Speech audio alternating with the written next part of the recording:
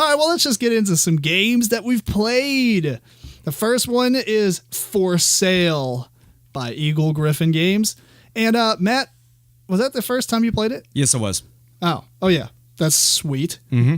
We're going to start off with what Matt thought about the game.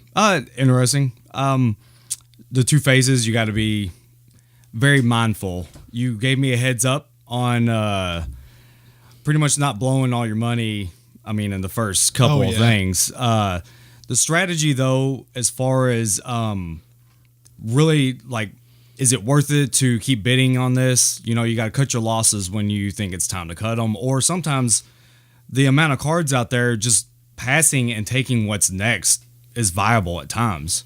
And then you can just, if there's not that big of a difference between three cards, you can make out like a bandit and just say, I'm not bidding anything. Last card, it was only 4 less than the highest card.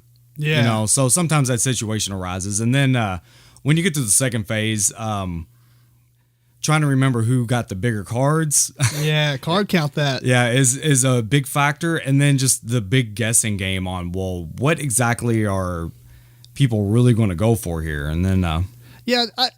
Before we do this, I should probably explain a little bit about the game. It's a small little card game, basically. And like you said, there's 2 phases. The first phase, cards come out equal to, I think it's equal to the number of players. Yeah, it has to be. And you're basically real estate agents or whatever trying to buy these properties. And you've got coins representing, I guess, $1,000, whatever. And you're spending these coins. And if you bid, you have to raise the previous bid by at least 1. So if I say 2 to start off and then you say 3, etc., eventually somebody's going to say pass. And when you pass, you take the lowest version that's out there and you collect that and you get half your money back. Mm-hmm. But the last person who passes, because he won the highest card, loses all his money. You do that a whole bunch. Then you go on to the second phase where you use all those cards to sell those properties for money. And it's a bigger value, obviously. And so there's another deck of cards that represent money cards, and you flip those out, 1 per player.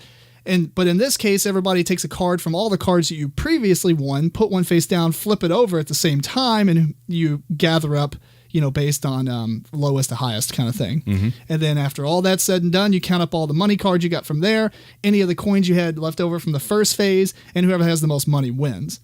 The reason I wanted to describe that for players or people who haven't played it is because what you were saying, it has a punishing bidding system. Yeah. Punishing. If my wife played this one time and she will never play it again. Right. I'm trying to get her to play it again because once you're aware that it has a punishing bidding system and you begin, you don't want to spend half your money on the first card. Because you only have, $14 or $16, depending on the number of players kind of thing. Right. And, if it goes up to 7, that's half your money. Mm-hmm. You always pretty much want to be at least dropping out 3rd. 4th is kind of you don't really want it unless there's a dramatic difference between the last card and the rest of the cards. Right. So, I think it's punishing. But once you know that, it plays into the strategy, I think, really well. And one thing also, though, if you play it without the mindset of knowing that it's a quick game, it doesn't take long to just, bear and grin it.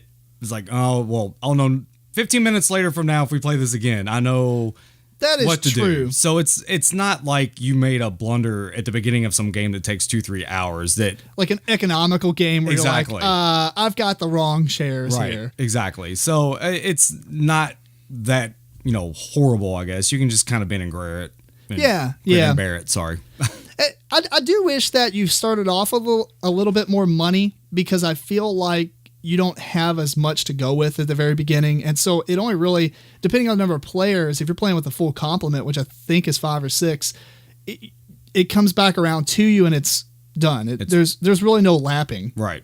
And so, I don't know. And if it does lapse, somebody's getting really screwed in the end. They're doing exactly what we were talking about. They spent half their money on one card. So either way, it's a really cool game. They made a little travel edition that comes in a really small deck of cards. I kind of wish I would have picked it up now, but there's more conventions. We'll come across it. So it'll probably be at it sometime. Fun game. Would you recommend it? Oh yeah.